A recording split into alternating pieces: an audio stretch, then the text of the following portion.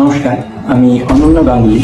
2021-22 শিক্ষাবর্ষে ঢাকা বিশ্ববিদ্যালয়ের গণিতের বিজ্ঞান বিভাগে ভর্তি পরীক্ষায় প্রথম স্থান অর্জন করেছি।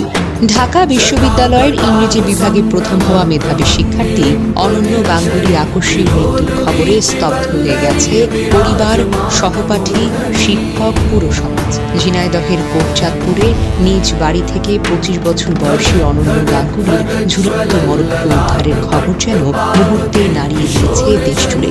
যেই ছেলেটি ছিল বাবা মায়ের স্বপ্ন, শিক্ষকদের গর্ব, বন্ধুদের ভরসা, সে আজ শুধুই স্মৃতি, অমলিন স্মৃতি। রবিবার সকালে কোটচাঁদপুর বাজারপাড়ার হাইস্কুল সড়কের নিজ কক্ষ থেকে অনন্যের মরদেহটি পারিবারিক সূত্রে জানা গেছে, শনিবার রাতে ঢাকা থেকে বাড়ি ফেরেন রাতে পরিবারের সঙ্গে স্বাভাবিকভাবে কোনো অস্বাভাবিকতা চোখে পড়েনি। রবিবার সকাল 8টার দিকে মা রাধারানী গাঙ্গুলি ছেলেকে নাশতার জন্য ডাকতে থাকেন। সাড়া না পেয়ে জানালা দিয়ে উঁকি দেন। সেই মুহূর্তে ভেঙে পড়েন একটি পরিবার। ফ্যানের সঙ্গে ঝুলন্ত অবস্থায় ছেলেকে দেখতে পান তিনি।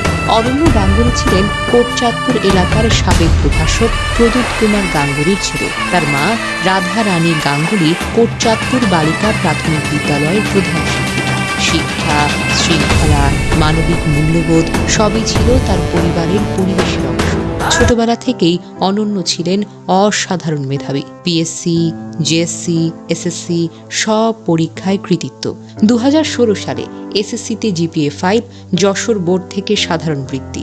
দীর্ঘ প্রতিকূলতা পেরিয়ে 2022 সালে ঢাকা বিশ্ববিদ্যালয়ের ঘ ইউনিটে প্রথম স্থান অধিকার।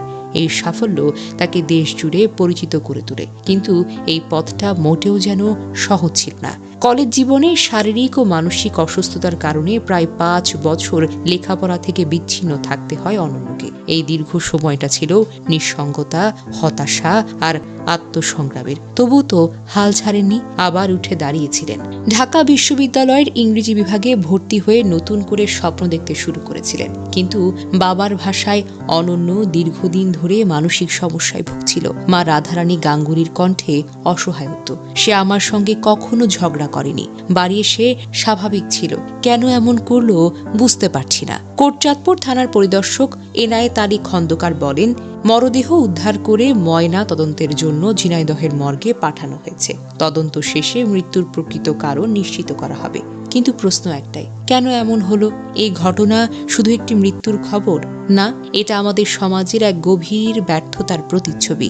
মেধাবী, সফল, সম্ভাবনাময় এই পরিচয়ের আড়ালেও তো মানুষ ভেঙে পড়ে। কিন্তু মানসিক কষ্টের কথা বলাও এখন যেন সমাজের কাছে